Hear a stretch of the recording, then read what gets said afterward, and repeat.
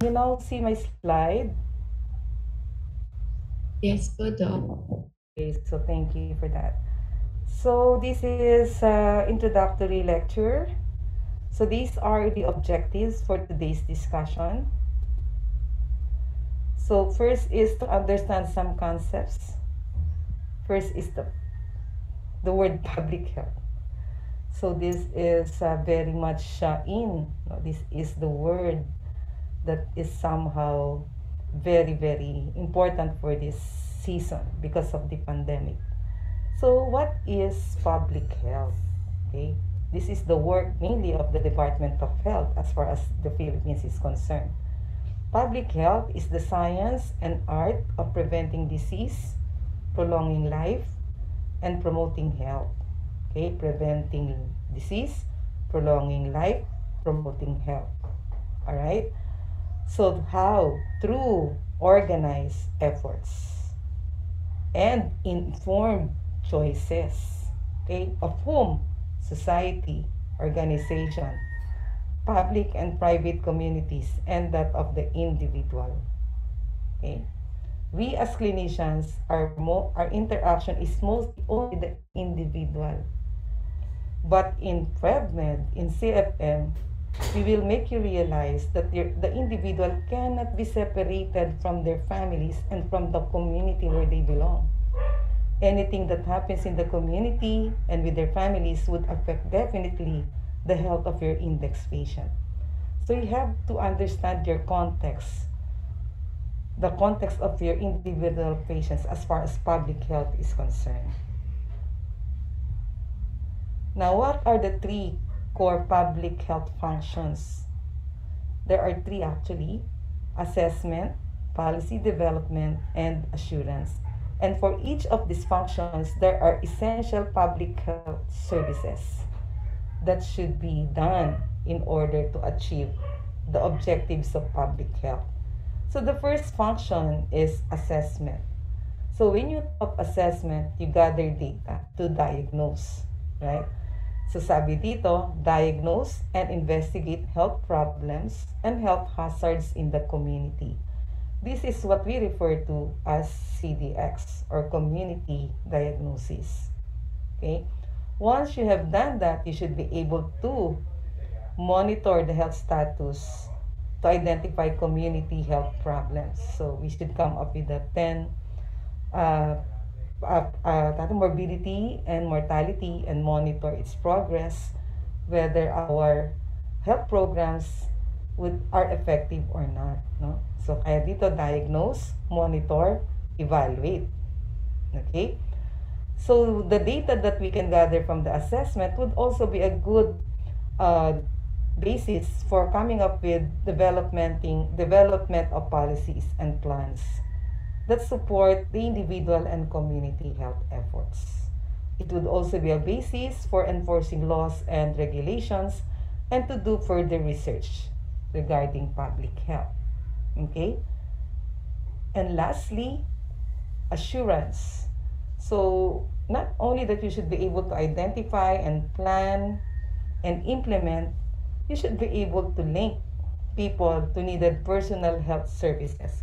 May programa ka nga, di mo naman siya, hindi naman nagagamit, no? So it must be something that is available, affordable, di ba? And accessible to people.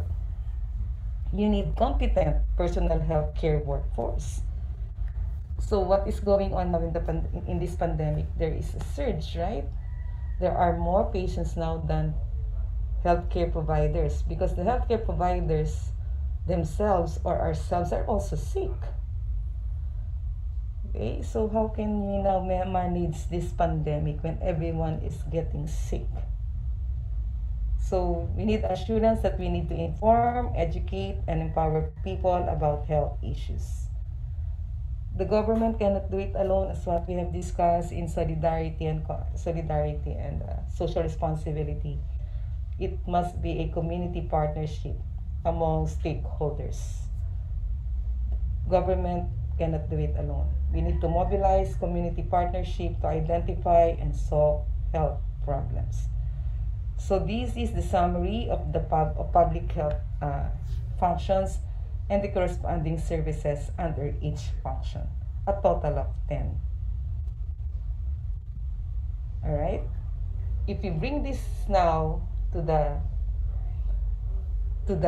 level of the actual practice, this public health approach now, that would the discipline of medicine or branch of medicine that is really into application of public health is community medicine. A branch of medicine that is concerned with the health of the members of a community, municipality, or region. Okay. It is the discipline concerned with the study and improvement of the health characteristic of different communities. All right. So community health tends to focus on geographical areas. So the experience of community medicine is will be in your 4th year. Kasi you need to be immersed in the community. You need to deal with community. You need to plan with them. You need to do CDX. Okay. So 4th year pa yan. Many of the things that you're going to experience in 1st year, 2nd, and 3rd year is more on the preventive medicine aspect and epidemiology. Okay, so you have community medicine. Now we have family medicine. In our school and in most academic schools, naka-integrate ang community with family medicine. Actually, in other schools, it's called family and community. But in our school, it's community and family. But it's the same banana. Okay? So what is family medicine? It is the medical specialty which provides continuing, comprehensive health care for the individual and family. Okay? Apart from continuing and comprehensive, it is a specialty in health that integrates the biological, clinical, and behavioral sciences. So ano to? Wide in scope. So the scope encompasses all ages, both sexes, each organ system, and every disease entity. Okay? So as opposed to other specialty wherein there is a very dedicated set of disease or dedicated set of patients that would fall into the criteria of their specialty, for family med, it's not. Okay? It's broadened in its perspective. So the development of family practice led to the formulation of an educational content of family medicine, which is unique among medical disciplines in its emphasis on the family as the unit of. So kung ang COMED, ang kanyang approach is geographical, ang family med, ang unit niya is the family itself. Okay? Now, if you look at it, because it's broad, you would say, Dr. Ryan ba yung general practice? I would say yes and no. Because you need to understand our educational system as far as medicine is concerned. We are patterned under US, Canada, okay, most of the Asian countries. Okay, so in Europe, you won't see the word family medicine. What they are using is general practice doctor or GP. So it says here, in Europe, the discipline is often referred to as general practice, and a practitioner as a general practice doctor or GP. This name emphasizes the holistic nature of this specialty as well as its roots in the family. Now, what is the difference? Here in our country, when you graduate, another 1 year of training, postgraduate internship, you are qualified to get your to take the exam for licensing. Once you pass your Philippine licensure examination, you can actually practice, and you are called a GP. Okay, so these are usually, you would see them manning primary and secondary hospitals. They call it moonlighting. They are licensed physicians, but they are not under training, but they man these facilities. Okay? They are GPs. Or you may just want to put up your own clinic a standalone clinic and practice medicine. That's fine. You are licensed to do that. Okay? But one thing, you cannot affiliate yourself to a tertiary hospital. You cannot admit patients there. You cannot teach clinical medicine because in a tertiary hospital, you need to be board certified. Okay? So if you want to hone your skills in general medicine, if your interest is in the practice of general medicine, then you need to be competent in being a generalist. So you can actually take up a specialty training or residency training in family medicine. Okay? Now in Europe, it's not the same. You cannot practice medicine at once because the health system is heavily subsidized by the government. Okay, so once they get their license, they are still required to have further training in general practice before they can practice medicine, if that is what they want.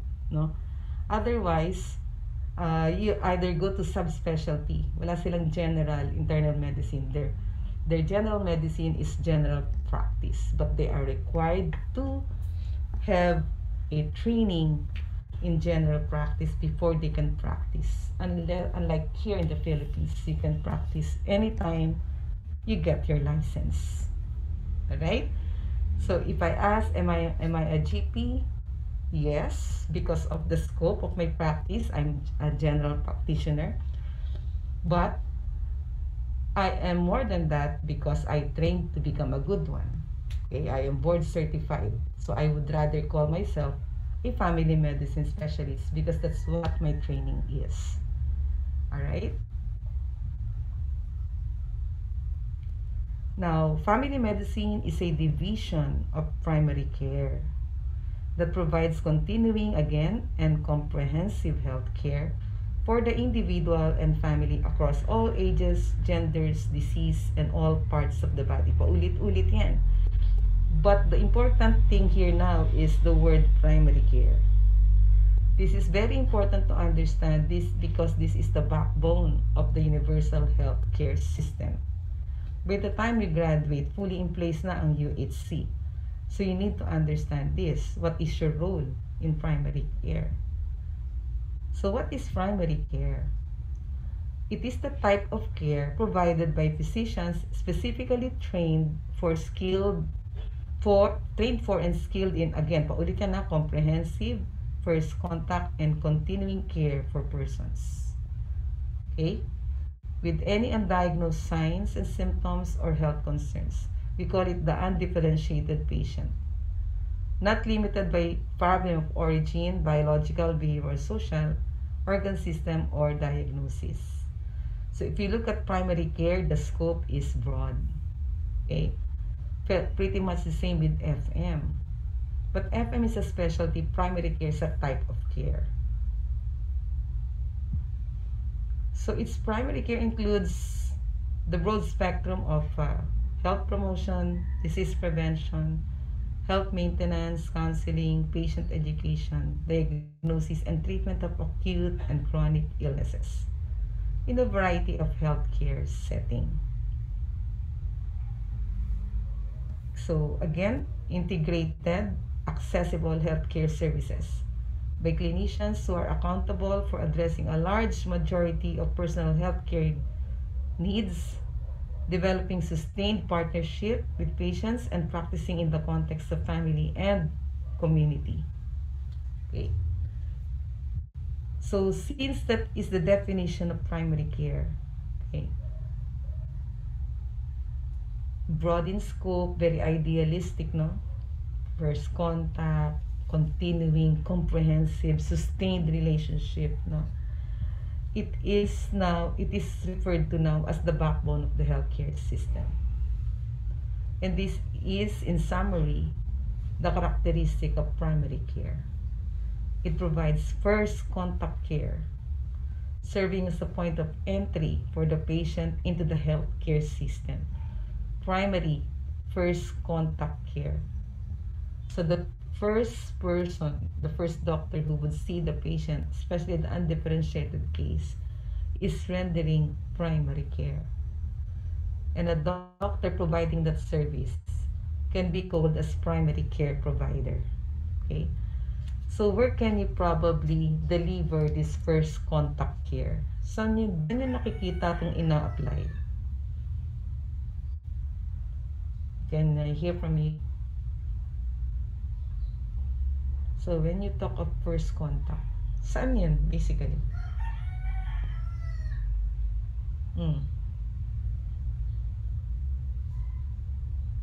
Uy, tulog ba kayo?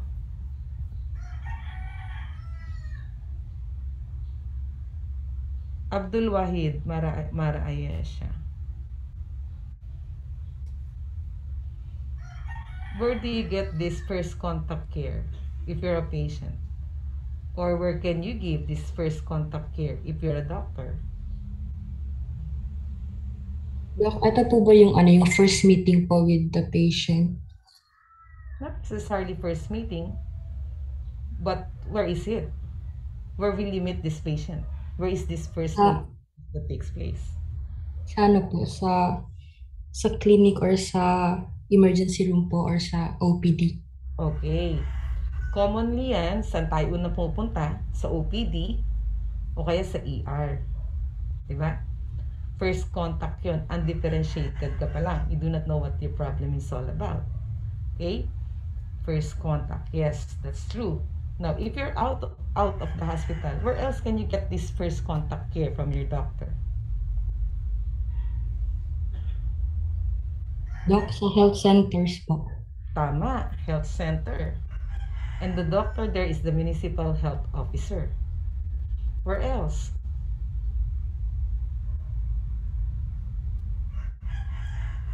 Doc, during teleconsultation po. Okay, uso na ngayon yan, bahay. Teleconsult, nasa bahay ko lang, kausap mo yung doktor mo to teleconsult, yes. But there are those who actually go to the home. They're doing home care or home service. That's also primary care.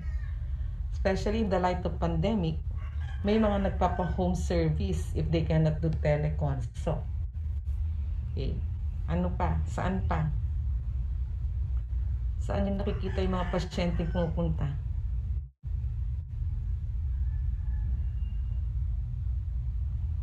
Sa mall. Kikita niyo sa mga mall? Ano nakikita niyo sa mga mall? May mga clinic ba sa mall? Although they are also called outpatient, but they are more specifically known as health maintenance organization. Parang multi-specialty clinic. Okay? So that's where you will get your first contact care. Hindi ka naman agad a-admit, di ba? Hindi ka naman agad papan doon sa tertiary hospital. More or less, nandiyan ka lang muna sa outpatient, sa ER, center, individual clinics of doctors in the community. So that's where you get the first contact care and that's where you give it. Kaya nga siya serving as a point of entry for the patient into the healthcare system. So if you properly assess your patient to be referable to a hospital, whether primary or secondary or tertiary, then you should be able to properly navigate your patient. Meaning you should know where to refer, whom to refer, when to refer. Alright? Another thing that is very important in primary care, paulit-ulit sinasabi kanina, is the continuity of care. Alright? And the comprehensiveness of care. Alright? Coordinative and continuing responsibility. Okay? And look, it is highly personalized type of care. Right? So yan ang gusto ng ating government na i-adopt sa healthcare system natin, the concept of primary care. Okay? So who can give this primary care? As far as the different specialties concerned, a primary care physician is a specialist in family medicine, internal medicine, or pediatrics.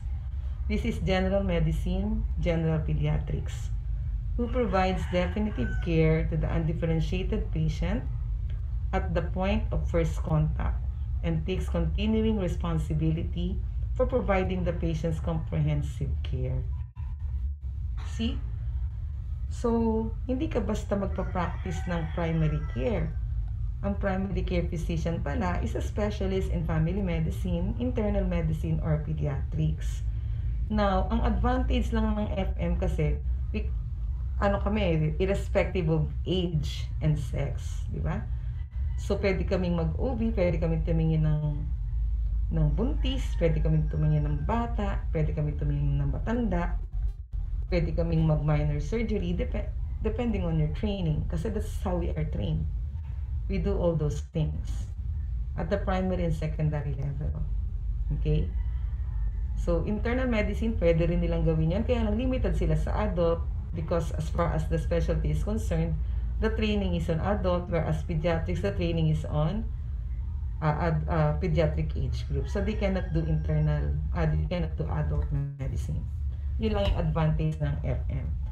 That is why, for the Department of Health, they would rather train their primary care providers with us because of the concept that we adhere to, somehow similar to primary care. So, where do we find this primary care? As what we have mentioned before, generally located in the community of the patients, thereby facilitating access to health care while maintaining a wide variety of specialty and institutional consultative and referral relationship for specific care needs. That is why for the UHC, may maririnig nyo later on, healthcare provider network. So that there will be easy referral of patients to and from the different centers. There should be a network of referral so that the patient would not be lost along the system and the patient will be returned back to the primary care provider. Hindi siya pwede magtagal dun sa tertiary. That patient should be returned back to the primary care provider once the condition is identified and stabilized, then back to primary care. Hindi dapat magtagal sa taas sa tertiary because tertiary care is highly specialized care. So it would be very expensive to maintain all patients in the tertiary care. So somehow, they should be returned to the primary care level when everything is already addressed. So the care may include chronic, preventive, and acute care in both inpatient and outpatient settings. So sabi dito, such a physician in primary care must be specifically trained to provide comprehensive primary care services through residency or fellowship training in acute and chronic care. Alright? So, hindi madali maging primary care provider. So, as far as the UHC or the Universal Healthcare Act of 2019, it defines primary care provider with this, and it also specifies the requirements. You see, primary care provider refers to a health worker with defined competencies who has received certification in primary care as determined by the Department of Health or any health institution that is licensed and certified by the Department of Health. So that the requirement of UHC for you to be accredited by the government and benefit from this UHC, you need to be a certified primary care provider. So in other words, you must be licensed to provide such service. And therefore, in other words, for you to be licensed, you should be trained. Right?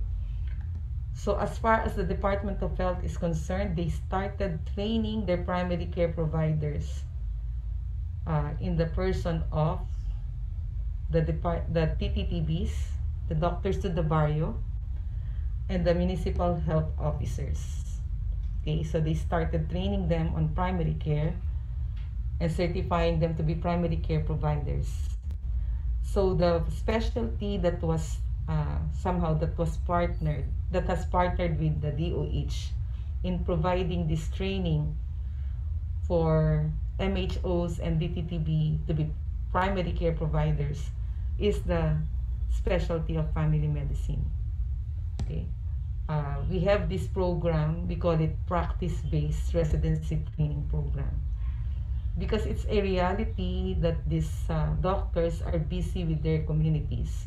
The community needs them. You cannot really take them away so long from their constituents. So we have this innovative training program wherein they are being trained while they are serving their community. And we call it practice-based training program. That's a 5-year training program. So that in the end of 5 years, they can apply to take the diplomate board exam and be board certified as FM specialist. But if they do not want to pursue a 5-year training program, at the end of 1 year, they can be given a certificate of training and they can apply for licensing as primary care provider. Okay? So why was family medicine at the forefront of training for primary care providers? Simply because if you look at the definition of primary care and family medicine, it's almost the same. Because family medicine is the prototype of general practice, which is actually what a developing country badly needs at this point in time. What are the characteristics of care family med? Almost the same with primary care, continuing, comprehensive. But here we have preventive, curative, and rehabilitative. So I would like to emphasize continuing because it refers to the responsible for the provision of longitudinal continuity of care as determined by the needs of the patient. So there is a long-term follow-up, a long-term relationship with the patient. So may mga family doctor sila, in other words, no? May mga attending family physicians sila, supposedly. Alright. So it makes efficient use of healthcare resources through coordinating care, working with other professionals in primary care setting, and by managing the interface with the specialties, taking an advocacy role for the patient when needed. So it's not just long-term follow-up of your patient. So habang tumatagal, dapat kumakapal yung chart mo. Hindi dahil sa iba-ibang tao yon. It's so nice to see that you have a pile of patients who constantly follows up with you. You develop a set of your patrons. Patients who believes in you, who have a long-standing relationship with you. Okay, apart from long-term follow-up, you have this being able to coordinate care with other professionals. Okay? You need to be able to practice interprofessional collaboration. Okay? Since you are basically, as primary care, you are the first contact, you would be needing a lot of coordination. Sa words ng UHC, navigation. Okay? You have a lot of these navigating functions if you are a primary care provider. So when you talk of comprehensive, it's person-centered approach oriented to the individual, to his family, and to the community. So what we advocate in CFM is patient-centered, family-focused, and community-oriented type of care. By doing that, you are being biopsychosocial in your approach. You just do not look at the patient. You look at the context of the patient so that you would better understand the different factors affecting health and disease. Okay. So you need to be comprehensive in order to understand how the patient copes with and views their illness as dealing with the disease process itself. Okay, the common denominator is the person with their beliefs, fears, expectations, and needs. So what are the type of care that we give, no? So remember the 3 levels of prevention in primary care. In every family medicine's clinic, we give all levels of care from primary to tertiary. Primary is promotive and preventive. Dito dapat marunong ka sa wellness. That's why the emphasis of your output is wellness plan for the family, because basically that's primary. If you're able to detect a disease in its early stage, then that's secondary, which is curative. So most of you are well versed with this. Most doctors are well versed with the secondary. but very poor in primary. All right. So in preventive medicine, you should be well versed in both. And tertiary, for chronic long-standing diseases, that's tertiary care. Anong role ng primary care provider? Anong role ng FM sa tertiary? When you cannot do anything anymore for your patient, a patient might be discharged from the hospital, and what will the patient do at home? Who's going to follow up the patient? Okay, so that patient now would be back to the primary care provider.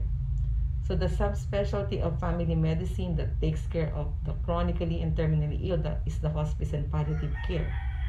That's tertiary level of care, but on a home setting. Okay?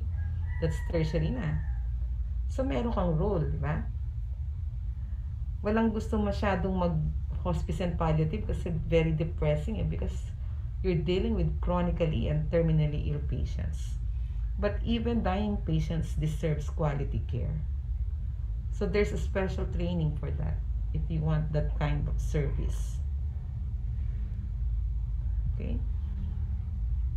Now, apart from the characteristic of care that you need to understand and you need to learn if you are to be a primary care provider, all right? Whether you are FM, IM, or Gen Peds, you need also to know the roles that are expected from you if you are to give a holistic care to your patient. Okay, so this is what we refer to as the 5-star physician. This was an idea, or probably not an idea, but it is something that was espoused by the World Health Organization as early as in 1994. So for you to be able to give comprehensive care to your patient and be able to address all or not, if not most of the factors affecting health of your patient, you should be a healthcare provider, you should be a decision maker, a manager, communicator, and a community leader. Okay? This was adopted by the Department of Health and Association of Philippine Medical Colleges in 2000 and further adopted by CHED in 2006. But I stick to this WHO because that's the mother document. Now, if you put them all in together, this is the 5-star role. You are a healthcare provider, you are supposed to be a good or a competent healthcare provider, and most of us do when we graduate, when we have further training. But apart from giving prescription, you're expected to educate your patient, you're expected to counsel them when needed. And you are being taught how to be a good researcher. Okay? So when you talk of healthcare provider, curative, mainly curative, but please do not forget, as a healthcare provider, you need to be holistic in your approach. Okay? And you must remember the 3 levels of prevention: curative, preventive, or rehabilitative. Now, most of your decision, sometimes in the clinic, might need a review of journals, review of guidelines, so that you would know what is best for your patient. And if you do that, you are actually acting as a researcher. Utilize health information for the improvement of the health of your patient and of the population. And you may want to conduct research that would directly benefit the community. Okay. This is especially important for municipal health officers, because their area of concentration is a geographic area. They are not just treating patients, they are actually also implementing programs. Okay, so it's very important for them to learn how to utilize those health information and come up with good programs. Yeah. Decision maker, researcher. In our simple clinic practice, we are a researcher if we look at journals to help us in our decision making. We look for evidences. We call it evidence-based medicine. You are expected to be a health educator, a communicator. Apply effective communication by showing sensitivity to feelings, articulating health concepts, and giving advice. You advocate a healthy lifestyle. Utilize effective health teaching strategies based on local determinants of health and sociocultural factors, and develop or show sensitivity to health beliefs and practices. So you just do not educate for the sake of education. You need to be sensitive to the needs of your patients, sensitive to their health beliefs, values, and practices as well. Okay. So it's not easy to communicate. Giving information is not necessarily communicating, as you would realize in your module on active listening skills. So that's why you have communication skills lab, because we put emphasis to the importance of being a good health educator and communicator. You're expected to be a community leader. Undoubtedly, admittedly, this is the most difficult among the roles. Kasi mahirap mag-mobilize ng community, no? Mahirap mag-deal sa community. But there are doctors who are specially gifted in dealing with the community. Okay, may mga taong yun talaga yung charism nila, no? They have this way with people. So a community leader is also a social mobilizer. You advocate for important health issues. You assist the community in organizing and community development. You reconcile individual and community health requirements and mobilize the community. This you would experience in CFM4 or during your clerkship under Dr. Opinatan. So to integrate all these roles, put them into practice, actually you need you need to have a good managerial skills. And to be a good manager is also being a good leader. Okay? You should be able to work harmoniously with individuals and organizations. You must be able to collaborate, endeavors, and teamwork. Establish linkages, undertake quality assurance activities. Ang QA kasi is a form of audit. As a manager, you cannot help but do audit. You need to evaluate the performance of your department. You need to evaluate the performance of your clinic, and so on and so forth. You can also audit your own self in terms of whether you are able to follow the guidelines or not. That's what we refer to as quality assurance. So there are 5 roles that you should develop. What are those? You need to be a good healthcare provider. What else? A health educator or counselor. What else? A researcher or decision maker. You need to be a good social mobilizer. And lastly, you need to be a good manager. So that's the 5-star physician. Easy or not easy? Hello? May kausap pa ba ako? Hello? Is it easy to be a doctor in these days, in this day and age, with the concept of a 5-star physician? Yes or no? Acosta. No po, Doc. No. Hindi talaga. Madali lang maging doktor kung sa doktor lang, yung prescription lang. But if you would look at the best care possible that you can give to your patient, it's not enough just to be a healthcare provider. You need to be more than that. Okay? And that's what we hope to achieve for our students for the next 4 years. Hopefully, we'll be able to help you achieve these roles. So may I show you a little bit of this, what family medicine is all about, so that you may understand why there is much emphasis on FM as a primary care, as a division of primary care.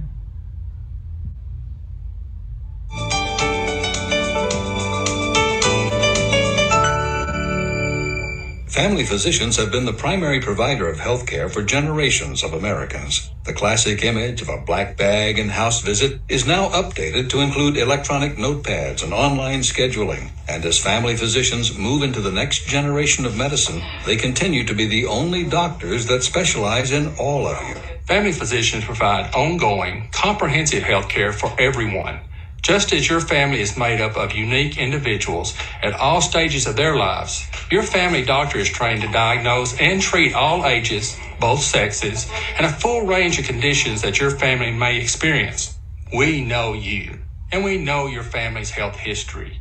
That familiarity is critical to delivering and coordinating effective treatment. Armed with that knowledge and today's technology, we're fully equipped to ensure your health and well-being. An ongoing relationship with your family physician can help you avoid a number of problems before they occur. A family physician can help you plan healthy lifestyle choices and perform routine examinations to help detect potential disorders in their earliest stages. And should you experience a chronic condition that requires ongoing care, your family physician is with you every step of the way, serving as your guide to today's complicated healthcare system. Family physicians have modeled their practices around the needs of their patients. They're ready to provide personal care and are committed to you and your health.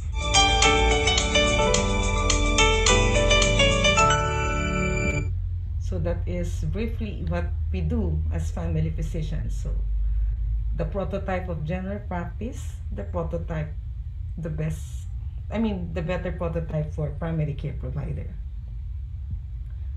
So I think I have done my introductory lecture. So these are the references for this talk. If you have any questions, you may raise it, or you may just think about it. And the next time we see each other, you can ask for me again. All right? Do you have questions?